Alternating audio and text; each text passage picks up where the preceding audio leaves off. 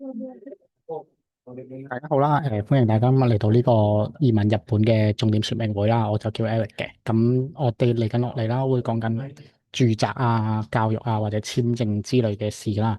咁首先啦，我介紹我哋公司先啦。我哋公司係薩摩拉行政書士法人啦，就平成24年8月17號設立嘅。咁大約係2012年左右啦。我嘅行政書士嘅代表啦，小島健太郎先生。咁佢以下都有寫咗好多著作啦，就包括外國人點樣喺日本經營公司啊、開設公司啊、點樣攞日本籍啊，又或者係同日本人結婚啊，或者同其他國籍嘅人結婚都嘅著作都係有寫到嘅。咁我哋公司電話號碼喺呢度啦，咁樣營業時間啦，就雖然係寫平日嘅9至8嘅，但係如果週末或者假你有需要嘅話咧，我哋都係會營業嘅。咁定休日啦，就除咗年末年始，大家呢幾日都應該係休息噶啦。咁我唔講啦。咁緊嗰邊就係介紹下今次嘅內容先啦。咁因為依家日本越嚟越少子化啦，二嚟日本又全球化緊，你越嚟越多外國人嚟日本翻工嘅。咁可能有啲朋友，大家本身就有一啲技能啊，或者專長嘅，咁又或者想攞經營簽啊，連帶埋屋企人嚟一齊生活啦，咁樣嗰啲啦。咁我哋公司就係專為呢啲想嚟日本嘅外國人啊，提供一個服務，就係由落地落地攞 visa 啊，申請租屋啊，各式各樣嘅嘢都會有包括晒嘅。咁首先啦，我哋介紹一下第一樣就係住宅先啦。咁多謝大家今日嚟到啦。咁住宅最重要嘅啦，一定係首先冇住嘅地方，基本上簽證都係申請唔到嘅。咁第一個就係你嚟到首先就係想知自己住邊度先。咁你始終日本地方大啦，咁初頭咧可能會推薦大家租屋多啲啦，因為始終可能有啲朋友對日本冇咁熟啦，某個區住咗落去之後覺得唔太適合嘅，你搬屋嘅時候啦都比較容易。而且搬屋係你唔需要付出各式各樣嘅稅金啊、手續費啊之類啦，基本上只需要俾禮金、初期費用啊、中介費就可以啦。咁買啦就當然係冇問題啦，大家。但係如果喺日本冇工作啊、冇長期嘅簽證嘅話啦，基本上咧日本係銀行係比較難批核貸款嘅。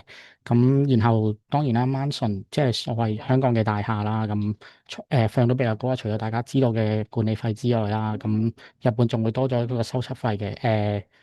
就係香港應該會叫做維修基金比較好啦。咁然後賣嘅時候啦，都可能需要啲時間，而且都要交稅金啦。咁所以啱啱嚟到大家嚟到日本嘅大家一定會推薦大家去租屋會比較好嘅。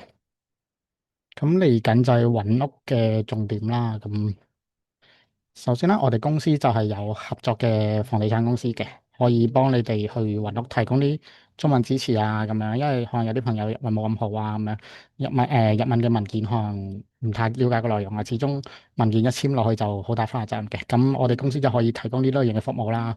咁而且考慮埋大家想要嘅生活習慣啊，誒、想要嘅格局啊，或者想住可能邊區係比較方便啊，或者誒邊區比較讀書好啲啊，嗰啲學校會好啲咁樣，我哋都會幫你哋去考慮嘅。咁而且租金啊、禮金啊、契約更新費用啊呢啲咧，我哋都可以用中文同你哋去解説啦。始終尤其契約更新費用入香港啦，可能就係、誒契約完咗之後咁啊，大家口頭再講過就繼續租落去啦，重新一份契約啦，咁啊基本上。但係咧，日本咧就係你更新契約嘅時候咧，可能會需要俾半個月或者1個月嘅租金咧，作為呢個更新費用嘅。咁呢個就同香港好大嘅分別啦。咁同埋禮金都係啦。香港可能都係兩個押金一個租金就可以上樓啦。咁但係日本咧，除咗租金押金之外啦，仲要可能某啲物件啦，就要俾一個禮金去多謝房東咁樣去租俾你啦。咁當然依家唔要禮金嘅房屋都有嘅，但係揾嘅時候都可以試下。然後仲有一樣嘢就係嚟到日本啦，首先要開租屋嘅時候，你一定要銀行戶口，因為大部分嘅屋咧都係用銀行轉帳去每個月定期去扣數嘅。咁然後就申請上網啊、手機呢啲啦。咁啊，尤其手機咁樣，你冇地址又申請唔到手機，冇手機又可能申請唔到銀行戶口，冇銀行戶口又租唔到，咁樣去循環落去啦。咁我哋公司咧就會提供晒呢幾方面嘅協助俾大家嘅。咁然後啦，即係搞掂晒所有嘢啦，入住啦，譬如搞住民票啊、年金啊、保險啊。呢啲類型嘅嘢咧，我哋去市役所辦各種手續咧，我哋公司都係提供啦。然後遇到入屋入住之後，遇到同鄰居可能方面有唔太好啊，又或者屋企有嘢壞咗，都可以同房東啊，同佢哋之間作為一個中介去同大家幫大家溝通嘅。咁啊，嚟緊落嚟啦，咁就講下揾屋個地方啦、特點啦。咁大家熟悉啲嘅東京都應該好多朋友都知㗎啦。咁租金啊，一定係全國最貴啦，東京。然後佢嘅舊屋至到新樓、大廈至到一戶建咩都有嘅。咁而且佢一定係最方便、最發達啦。咁當然價格一定係最貴嘅。咁埼玉啦，可能冇東京咁交通咁好，但係佢通勤都係比較快嘅入去東京。可能你喺東京，你上嘢去新宿半個鐘；你住埼玉嘅話，你可能喺蒲和落去新宿又係半個鐘。但係佢租金就比東京平，而且佢係商場都比較多嘅，但係佢就通勤嘅人好多啦，所以可能有啲比較逼咯，朝早嘅時候。咁啊，講下神奈川啦，神奈川就基本上啦，沿住海邊或港未來嗰邊啦，就一定係比較新、比較貴嘅。咁內陸啦，可能多摩村嗰頭啦，就會比較平啦，但係多摩村嗰頭就係比較偏僻少少啦，交通冇咁好啦。咁而且神奈川啦，同東京比啦，個交通都好方便嘅，而且大家都橫濱中華街啊、港未來啊之類嘅都好多咩八景島水族館啊之類嗰啲都喺晒橫濱嗰邊噶啦。咁千葉啦、迪士尼啦，唔使講啦。誒、去東京都方便嘅，但係咧本身都要睇，如果大家上翻工啊或者公司喺邊度啊，如果喺上野咧就比較近新宿嘅話啦，其實可能都係揀翻埼玉啊或者神奈川會比較好咯。跟住除咗當然啦，可能有啲朋友會去大阪啊、名古屋啊、福岡之類啦。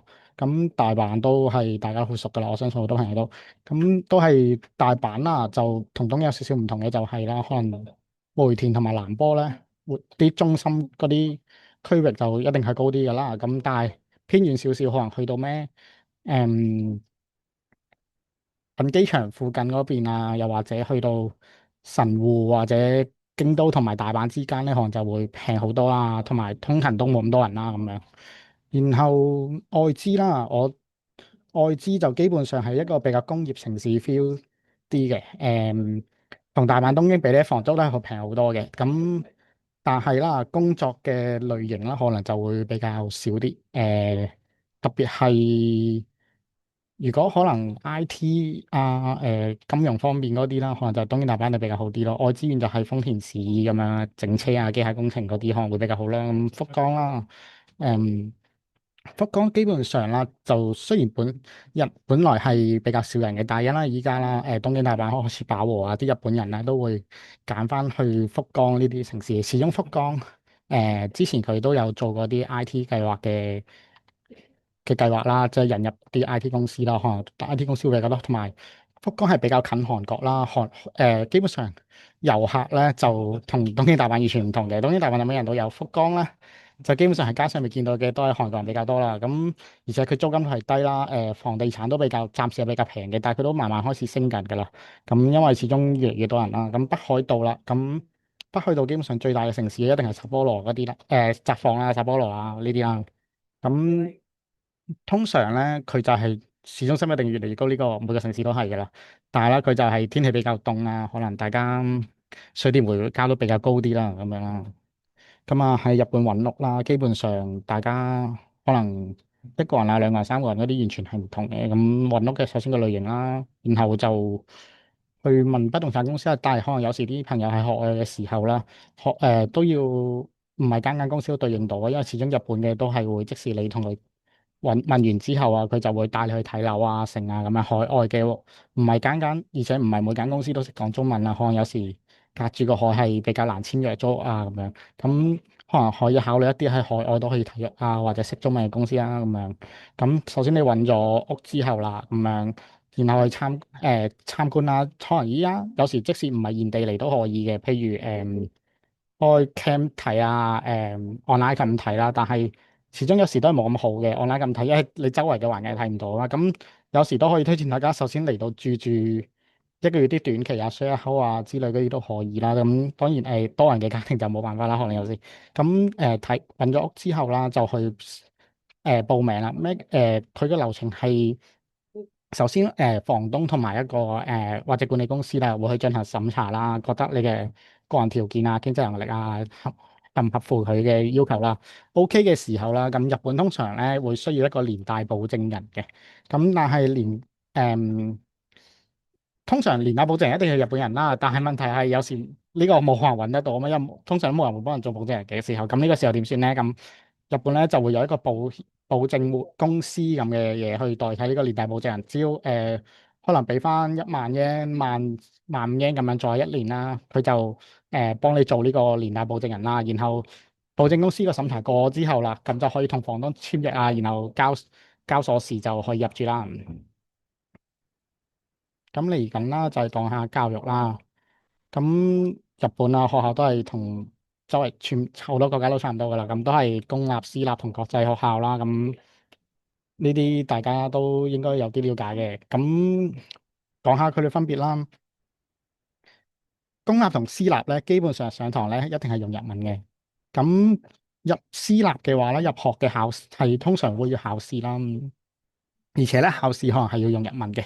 咁如果大家嗰個小朋友啦，日文嘅水平冇咁高嘅時候啦，可能可以考慮下國際學校啦。咁公立嘅話都係入學係冇考試嘅，但係可能一啲熱門啲公立學校啊，或者比較好嘅公立學校咧，好多人報名嘅時候咧，公立學校就可能會有啲篩選啊咁樣。咁然後佢哋嘅品質同硬體啊嗰啲咁嘅，可能都係依學校唔同啦。咁如果小朋友係日文唔太好嘅時候，可以首先考慮下國際學校，然後再慢慢轉去其他學校都可以嘅。咁啊，學校首先點樣揀咧？起碼首先就係一句係睇屋企住邊。頭先咧應該要，因為你小朋友通勤個幾鐘嘅話，咁可能佢一來一回每日都2個幾鐘都比較攰啊，家長都擔心咁長距離會唔會危險咁樣。咁所以同頭先講嘅房地產一樣啦，你首先要考慮地點啦。咁可能同時考慮地點嘅其中一個要素就係你學附近有咩學校啦。咁你揀咗想入嘅學校，然後咧就可以去學校去參觀見學嘅。然後咧你覺得呢間學校 OK 嘅時候咧，就可以做手續啊，去申請報名啊。咁呢個時候啦，可能大家日文有時未必咁好嘅時候啦，我哋公司都會提供埋嗰啲口譯，即係翻譯陪同你一齊去啊。因為有時你唔明你又唔即刻問唔到嘅話，你可能翻到去又要考慮好多嘢咁樣。同埋有時就算大家日文好好都好，可能有時都免不了有少少會錯意嘅情況嘅。咁同埋有時啦，可能有啲係本地人先會知道嘅情報啊咁樣啦。即係可能間學校咪真係網上傳得咁好啊之類，咁啲可能都唔同噶嘛。咁比較，而且可能有啲比較細嘅學校屋企，譬如中午係咪一定喺學校食啊，或者中午小朋友食啲咩啊，學校啲各式各樣嘅要求啦，我哋都可以幫佢講啦。咁啊，最重要一定係嚟日本，一定要簽證先留得低啦。咁誒，當然你話90日短期觀光 visa 循環來回都可以嘅，但係如果真係想長期住啊，一定係有簽證係最好啦。咁簽證大家最常見嘅、最常聽嘅一定係工作簽啦，即係技術國際人民簽啦，所謂嘅。然後一係就經營簽，即係開公司啦；一係就留學簽證，然後就係日本人嘅配偶簽啊，同日本人結婚嘅話，咁而家我哋今次仲要講下嘅就係經營管理簽先啦。咁經營管理簽啦，就喺日本經營啦，顧名思義。咁啊，首先條件基本上一定係你要係有辦公室嘅。咁唔可以登記喺屋企度嘅，基本上係因為本來日本有規定住所同埋辦公室咧就係唔同嘅模式嚟嘅。一定係除非佢本來個大廈係可以寫明事務所用啊之類先可以啦。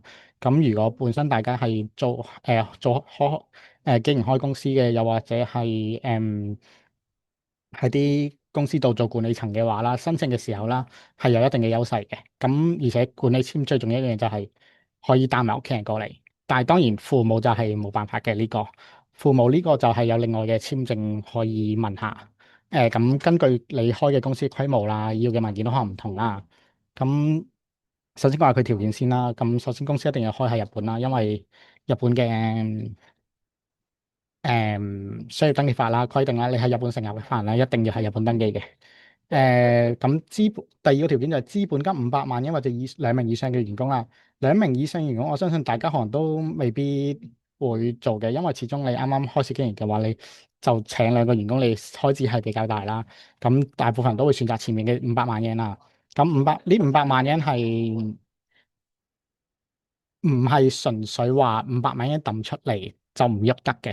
呢500萬日圓咧係可以用落去各式各樣嘅手續啊、租金啊、辦公室嘅租金啊、政府交嘅登記費啊之類嗰啲，全部喺呢500萬日圓入邊咧都可以用嘅。所以其實就係資本金500萬日圓，但係你用嘅錢係可以裏邊各式各樣咁樣用。咁需要完成各種申請係咩意思咧？咁可能有啲大家做嘅行業啦，係。係需要一啲政府首先要許可先可以做到嘅，譬如可能酒店啦、民宿啦，可能呢啲啦，可能首先都要一定向法務局先申請，佢得到你許可咧，你先可以批准你營業嘅。咁所以你申請簽證嘅前提條件咧，某啲行業就要去申請個許可先嘅。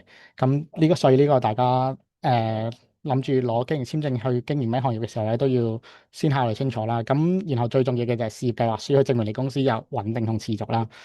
點樣證明你穩定同持續咧？即係可能你第一年、第二年、第三年，可能喺呢個嘅計劃裏邊都係可能未必有利潤嘅。咁但係第四年嘅時候啦，咁你就係計出嚟係有利潤嘅時候啦。呢個入管局係會審查，唔係審查你呢一兩年嘅事，係會5、6年啊，可能7、8年啊，都會審查到落去嘅。所以一個好經營計劃書係好重要嘅，喺呢個經營簽證條件裏邊。咁申請頭先嘅條件可能更加細緻嘅，就係要強調嘅點就係啦，你一定要有辦公室。咁辦公室要點樣證明你嘅辦公室？一定係合約啊，租約啊，係咯，然後就係辦公室嘅相啊，同埋其他文件證明啦。而且因為你申請嘅時候，你已經需要開始咗公司噶啦嘛，咁所以即係你喺開公司同埋申請中間嗰段時間嘅租金咧。雖然大家都係要俾嘅，但係當然可能有其他辦法可以啦。但係今次暫時就唔講住先啦。咁然後第二就係你一定要強，如果本身有經營嘅履歷啊或者經驗啊咁樣，一定要喺申請嘅時候強調啦，因為可以提高更多嘅說服力。咁頭先講到啦，最重要嘅中長期商業計劃啦。計劃唔充分咧，被拒絕嘅話啦，咁大家俾嘅所有錢基本上可能都係蝕咗噶，所以所以基本上啦，大家去整計劃嘅時候咯，都可以揾翻啲比較專門嘅人士去幫手啦，咁樣，因為始終你可能揾人幫手，可能都係10萬、20萬日圓咁樣，但係你計翻你如果你開之前你租金幾個月，然後日本政府又要批咁樣，呢個時候。唔唔批准嘅時候，咁你中間啲租金可能浪費，比你揾人幫手更加貴啊！咁然後大家最重要啦，一定係同埋屋企人過嚟噶啦。誒、經營簽證咧係帶屋企人過嚟係冇問題嘅，屋企人咧就係唔係叫經營簽，叫做家族製作簽證啦。就基本上係跟住本人嗰個經營簽去決定個年數嘅，基本上都係即係。一個附帶嘅簽證咁嘅意思啦。只要點樣申請咧？就係、你申請咗經營簽證嘅本人啦，只要去提交審查嘅時候，證明你有足夠嘅經濟能力啦，去養養屋企啊，支持到屋企啊、仔女啊、生活費啊之類嘅話啦，就可以申請噶啦。咁然後可能有啲人就會問誒屋企人可唔可以翻工啊、part time 啊之類啦。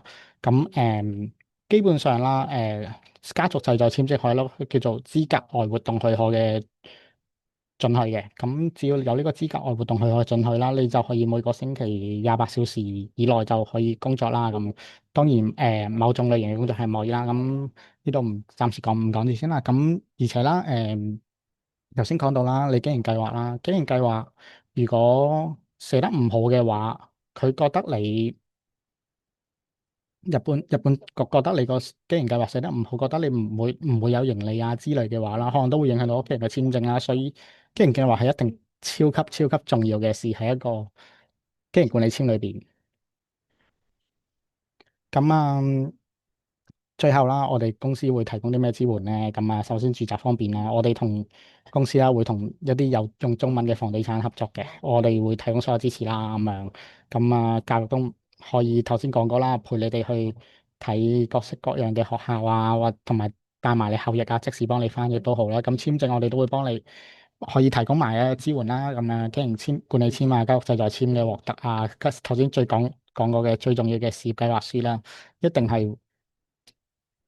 佢最重要係呢樣嘢啦，咁係啦，頭先講到啦，住宅，我哋除咗介紹自己住嘅地方之外，仲有可以幫你開埋，攞埋經營簽嘅辦公室都可以，順便提供埋啦，因為我哋都有好多有提供中文嘅經營幾豐富嘅不動產公司合作嘅。咁當然大家有自己嘅心水嘅不動產公司啊，就如果淨係得日文都好啦，咁我哋都可以揾啲後譯去陪大家去誒翻譯嘅。咁學校就同頭先一樣啦，咁我哋會即場幫你翻譯啊，反映你各種要求啊，解決你各種對學校疑問啊，現場問學校嘅員工啊咁樣。然後可能會俾啲比較本地人啊，或者係比較熟呢區嘅人嘅建議你啊咁樣啦。咁我哋公司介紹我哋公司個實績啦，我哋公司就2021年嘅時候嘅調查啦，都係第一噶啦。咁我哋而且每個國家基本上大部分國家嘅申請都有過。我哋除咗頭先講嗰啲簽證之外，去美國啊或者去其他地方啊，工作簽啊、結婚簽啊，都係可以幫大家教到嘅。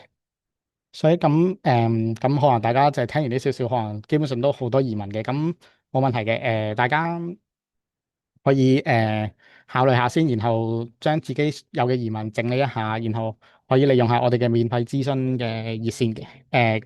因為我哋免費諮詢啦，基本上係頭一次一定係免費㗎，半個鐘、1個鐘、個零鐘咁樣都可以免費幫大家解決問題。當然大家可以免費諮詢完之後，再詳細去決定考慮下呢樣嘢啦，咁樣啦。多謝大家參加今日嘅說明會啦。